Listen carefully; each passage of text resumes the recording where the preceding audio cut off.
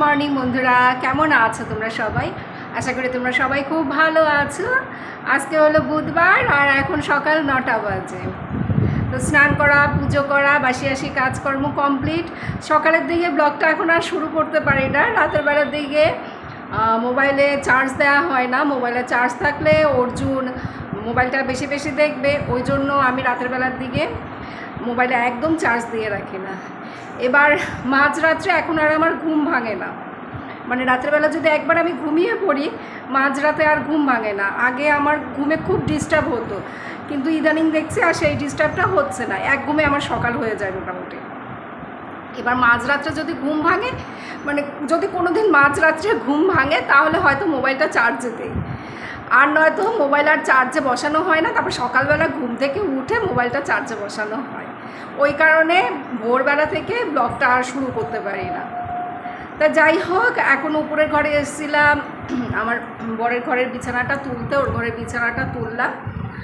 আর একটু আগে আরেকটা ব্লগ শেষ করলাম। ভাবলাম অর্জুনকেও ঘুম থেকে তুলে দেবো, তো কত টাকাটাকি করছি, ছেলে ঘুম থেকে উঠছেই না। ওর পাপাকে পাঠাবো, ওর পাপাকে বলবো ছেলেকে তুলে দিতে। যদি বেলা করে ঘুম থেকে ওঠে তাহলে রাতের বেলা তাড়াতাড়ি ঘুমোতে চায় না, তাড়াতাড়ি তুলে দেবো। আর আজকে অর্জুনের স্কুল আছে, স্কুলে যাবে না, কালকে পরীক্ষা শেষ হয়েছে, আজকে যাবে না বলে। আমার বন্ধুরা সবাই যাবে, কিন্তু আমি একটু আজকে রেস্ট নেব। ও তো এত বড় হয়েছে তারপরেও স্কুলে সহজে যেতে চায় না। যাই হোক, এবার নিচে যাই, কি রান্নাবান্না করি। ব্রেকফাস্ট এখনও কিছু বানাইনি, ডিম সেদ্ধ দিয়ে এই উপরের ঘরে আসলাম এই সমস্ত কাজকর্ম করতে। এখন সকালে টিফিনটা বানিয়ে নেব। আজকে বানাবো সবুজ মুগ ডালের চিলা। কালকে রাতের বেলা ডালটা ভিজিয়ে রেখেছিলাম, আর এই ডালের মধ্যে দেব কাঁচা লঙ্কা, আদা বাটা ফ্রিজে রয়েছে, তো সেখান থেকে একটুখানি আদা বাটা এর মধ্যে দিলাম। যদি আদা বাটা ফ্রিজে না থাকতো তাহলে এর মধ্যে আদা কুচি দিতাম।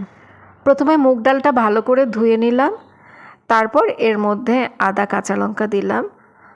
রসুনও দেওয়া যেতে পারে এর মধ্যে, ব্লেন্ড করার সময় রসুনটা দিলেও খেতে খারাপ লাগে না, তবে আমি রসুন খেতে অতটা পছন্দ করি না, তো ওই জন্য আর এর মধ্যে রসুন দিলাম না। ব্লেন্ড করার পর এর মধ্যে দেব পেঁয়াজ কুচি আর হলো আমচুর পাউডার, আর দিলাম এর মধ্যে পিঙ্ক সল্ট। এর মধ্যে চাট মশলাও দেওয়া যেতে পারে, চাট মশলা দিলে আর আমচুর পাউডার দেওয়ার দরকার নেই, আর আমচুর পাউডার দেওয়া হলে চাট মশলা দেওয়ার দরকার নেই।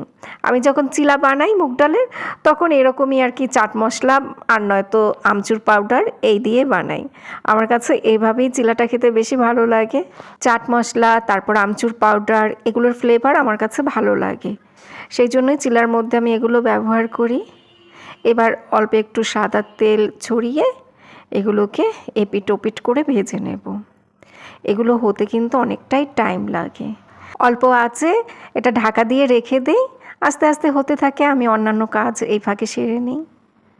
এমনিতে অন্যান্য চিলাগুলো যখন বানাই, ধরো বেসনের চিলা, তারপরে ওটসের চিলা, এগুলো একটু তাড়াতাড়ি হয়ে যায়, কিন্তু মুগ ডালের চিলাটা হতে একটু সময় লাগে। আর এই মুগ ডালের চিলাটা শরীরের জন্য ভীষণ উপকারী। যারা মোটা বা যাদের সুগার আছে তারা নিশ্চিন্তে এই চিলা টিফিনে বা ধরো ডিনারে খেতেই পারে। আর আজকের এই চিলাটা টমেটো সস দিয়ে খাচ্ছি। টমেটো সস দিয়েও খেতে ভালো লাগে, তবে বেশি ভালো লাগে বাদামের চাটনির সাথে, অপূর্ব লাগে। আমি আর কৃপা বাদামের চাটনি দিয়ে এই চিলা খেতে খুবই পছন্দ করি, আমাদের দুজনের ভীষণ ফেভারিট। কিন্তু আমার ছেলে আর আমার হাজব্যান্ড ওরা দুজনের কেউ এগুলো পছন্দ করে না। আজকে বাদামের চাটনিটা করা হয়নি, কারণ পাশের দোকানে বাদাম নেই, সেই জন্য আর চাটনিটা করতে পারিনি। আর টুকটাক যেগুলো আর কি জিনিসপত্র দরকার হয় সেগুলো তো আমি পাশের দোকান থেকেই নিয়ে আসি, ওই কারণে ঘরেও আমি বাদাম স্টোর করে রাখিনি। চিলা যখন বানাচ্ছিলাম সেই সময়টাতে গজাও বানিয়ে নিলাম। গতকালকে আমি গজার ময়ানটা দিয়ে রেখেছিলাম, আজকে সেগুলো বেলে তারপরে কেটে চিনি শিরার মধ্যে দিলাম। আজকে 2 রকমের গজা বানিয়েছে, প্রচণ্ড গরম লাগছে, চুড়িদারটা পরা আরও বেশি গরম লাগছে। কি এই দাঁড়া, আমি এখন ব্লগ করছি। এই দেখো, এগুলো হলো বড় গজা। তো অর্জুন বলল, বলে মা বড় বড় করে গজা বানাও, পুরীর গজার মতো গজা বানাও। তো সেই জন্য এই 3টে আবার এরকম বড় বানালাম। জানি না কেমন হয়েছে, খেয়ে দেখিনি, কারণ এগুলো একটু ভারী করে বানানো তো, মোটা তো, এবার এর মধ্যে ওই চিনির শিরা টিরা ঢুকেছে কিনা বুঝতে পারছি না। এগুলো কটা খেয়ে দেখলাম, এগুলো তো ভালোই হয়েছে, কোটোর মধ্যে ঢুকিয়ে দিয়েছে। এবার উপরে দিয়ে আসি ছেলে মেয়েকে, এটা দেবো না, এটা দিয়ে আসি, এটা খেয়ে দেখুক কেমন হয়েছে। গুড ইভিনিং বন্ধুরা, এখন সন্ধ্যে 6:30 বাজে। পুজো সন্ধে সমস্ত কিছু দেওয়া কমপ্লিট। আজকে তাড়াতাড়ি সন্ধে পুজো দিয়ে এসেছি, সাজুগুজু করবো তো ওই জন্য। বিয়ে বাড়িতে যাবো, সরি বিয়ে বাড়ি না, তোমার ঘাম রিসেপশন। আরে বাবা দেখো কত বড় স্পেশাল মেকআপ ম্যান নিয়ে এসছে আমাকে সাজানোর জন্য। সে তখন থেকে কম্প্যাক্ট একটাকে নিয়ে এরকম এরকম এরকম শুধু করে মাত্র দিয়েছে, এই মাত্র না, এইমাত্র দিয়েছে, এরকম এরকম এরকম করে তো কিছু গালে আমার লাগছেই না, কারণ আমি লাগাইনি। কৃপা আমার আগে মেকআপ করতে বসছে 5টার সময়। 5টায় বসেছিস?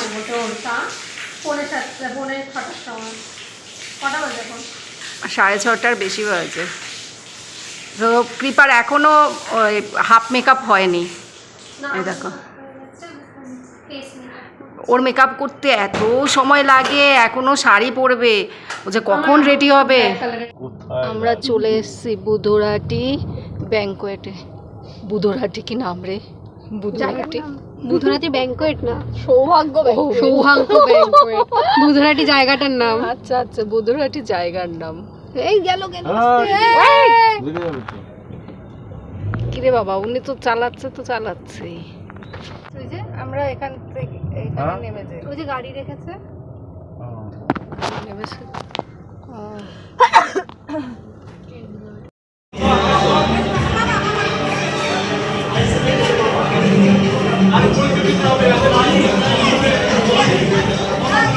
এখানে তো খুব জোরে জোরে গান হচ্ছে, ওই জন্য আমাকে ভয়েস ওভারই দিতে হবে, কথা বললে কিচ্ছু শুনতে পাবে না, আর তাছাড়া আমার কপিরাইটও চলে আসবে। বাড়ি থেকে বের হবার সময় আর ভিডিও করা হয়নি, কি শাড়ি পরলাম কি সাজলাম কোনো কিছুই তোমাদের সাথে শেয়ার করা হয়নি। কৃপার যে শাড়িটা পরার কথা ছিল সেই শাড়িটা পরা হয়নি, অন্য আরেকটা শাড়ি পরেছে।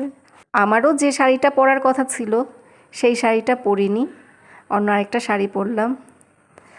আমি ভাবলাম বৃষ্টি বর্ষা হচ্ছে একটু ভারী টাইপেরই শাড়ি পরবো, কিন্তু এত গরম লাগছে এত গরম লাগছে, তারপরে এই শাড়িটাই পছন্দ করলাম। গরমের জন্য ভারী শাড়ি পরার আর সাহসই করলাম না।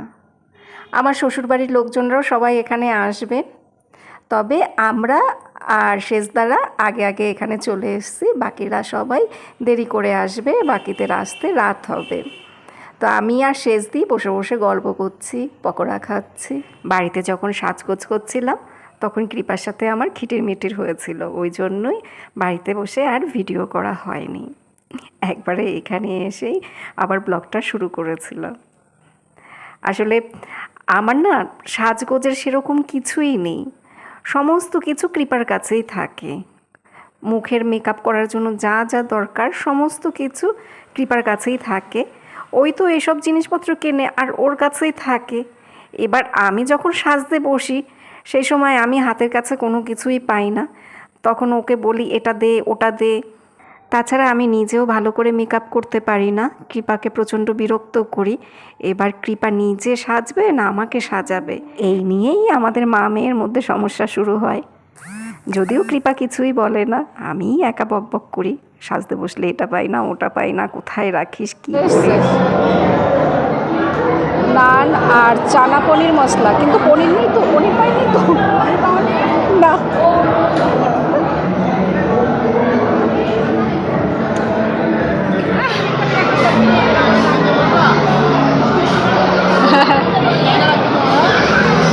কি করছে এদিকে এদিকে, বস বস, গরম আছে, প্রচণ্ড গরম পড়েছে।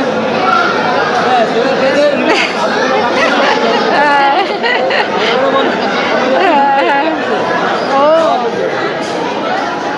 আচ্ছা আচ্ছা,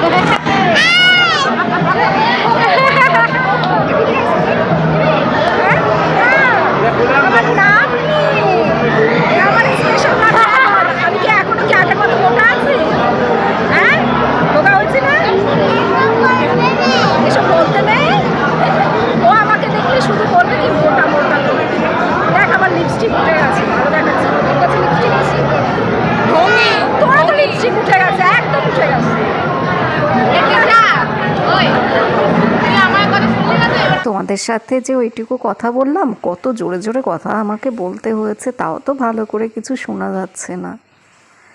একে তো জোরে জোরে গান হচ্ছে, তারপর লোকজন সবাই কথা বলছে, সেই জন্য ভালো করে কথাই বোঝা যাচ্ছে না। যাই হোক, বিয়েবাড়িতে আমি খুব তৃপ্তি করে খেয়েছি, কারণ এখানে মাটন হয়নি, সেই জন্য আমি খুব খুশি হয়েছি। আমি তো মাটন খাই না, এবার আমার পাশে যদি অন্য কেউ মাটন খায় তাতেও আমার কীরকম একটা অস্বস্তি হয়। ওই জন্যই আজকে আমি খুব তৃপ্তি করে খেতে পেরেছি। যাই হোক বন্ধুরা, আজকের মতো ব্লগটা শেষ করছি। তোমরা সবাই ভালো থেকো, সুস্থ থেকো, সাবধানে থেকো।